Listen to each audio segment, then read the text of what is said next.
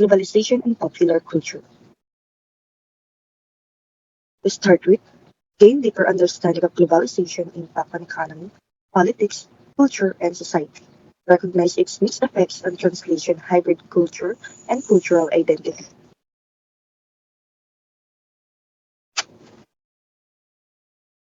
What is globalization? Globalization impacts the worldwide economy, politics, culture, and society, altering the dynamics of international relations and impacting individuals worldwide. The important aspect of globalization involves the growth of global trade and investment, resulting in the merging of domestic economies with the world economy. The impacts of globalization. In political, globalization has made it easier for democratic values, human rights, and international cooperation to spread, but has also sparked worries about the weakening of national sovereignty and the ability of multinational corporations to impact government policies. One example of globalization impacting politics is the European Union. What is the European Union? The EU is a political and economic union of 27 European countries that have come together to promote peace, stability, and economic prosperity.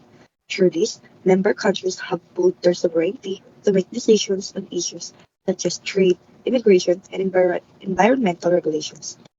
This shows how globalization has led to increased political cooperation and integration between countries.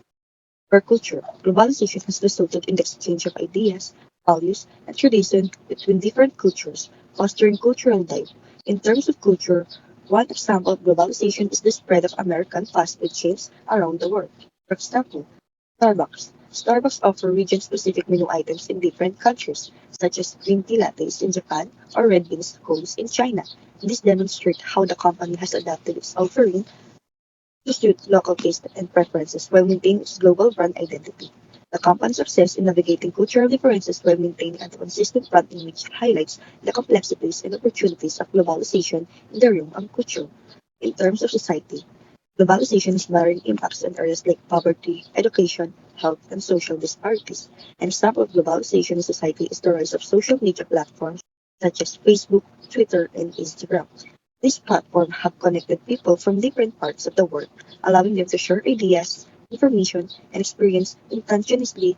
Just social media has played a significant role in shaping social movement, activism, and public discourse on a global scale, demonstrating how globalization has transformed the way people interact and communicate with each other.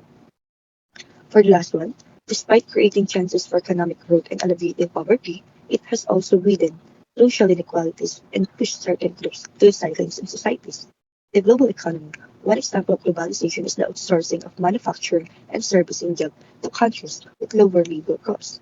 Many multinational corporations have set up production facilities in countries such as China, India, and Mexico to take advantage of cheaper labor and production costs. This example highlights how globalization has led to the integration of economies and the movement of goods, services, and the capital across borders. What are the impacts of globalization to culture? Number one, it adapts different culture contexts. The ability of cultural element, practices, or expression to adjust or conform to various cultural settings or environments. When something adapts different cultural contexts, it means that it can be understood, accepted, and integrated into different cultural background or contexts. Second, traditional and modern elements blend to form new cultural expression.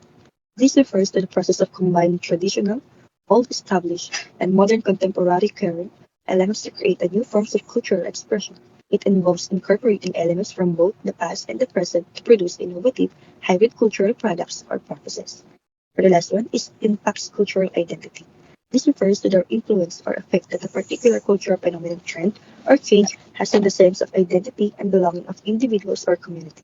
When something impacts cultural identity, it means that it shapes how people perceive themselves, their heritage, and their place in the world, potentially leading to shifts in cultural values, beliefs, and practices.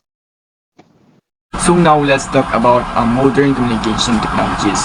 So modern communication technologies has changed how people interact, share information, and see the world.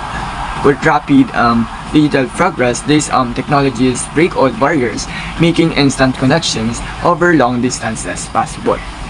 From the telegraph to social media, each advance alters societal norms, culture, and behavior.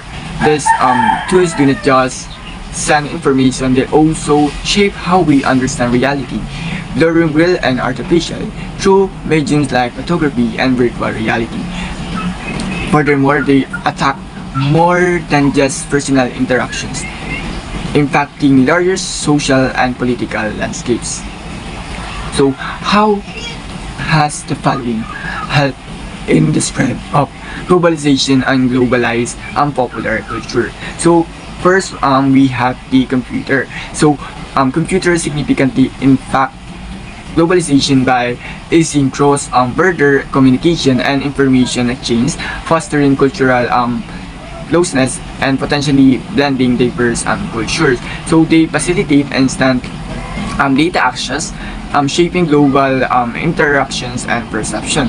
Crucially, computers play a central role in disseminating information, exchanging cultural ideas, and forming virtual communities across long distances.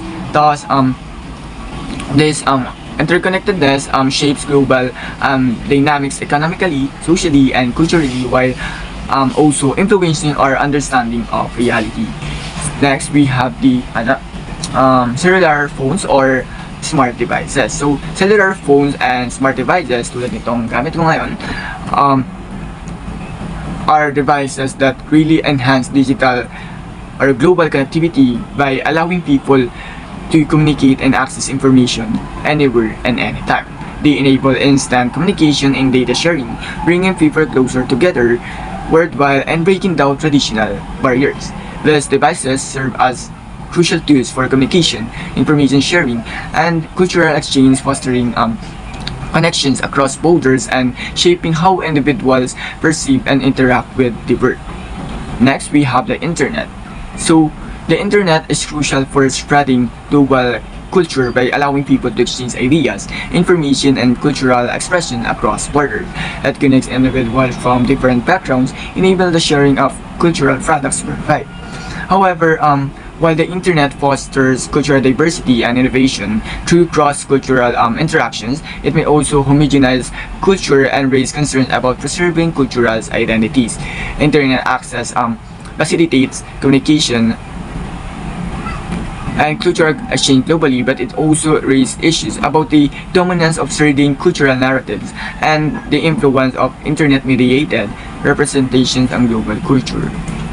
Next, we have the social media.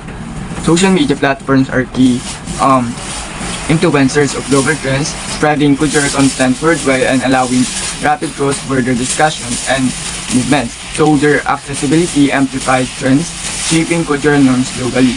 These platforms facilitate the rapid spread of trends, forming global cultural practices and encouraging diverse communities to participate in trend creation. Ultimately, social media shapes global culture by promoting cultural exchange and influencing consumer behavior across different cultures.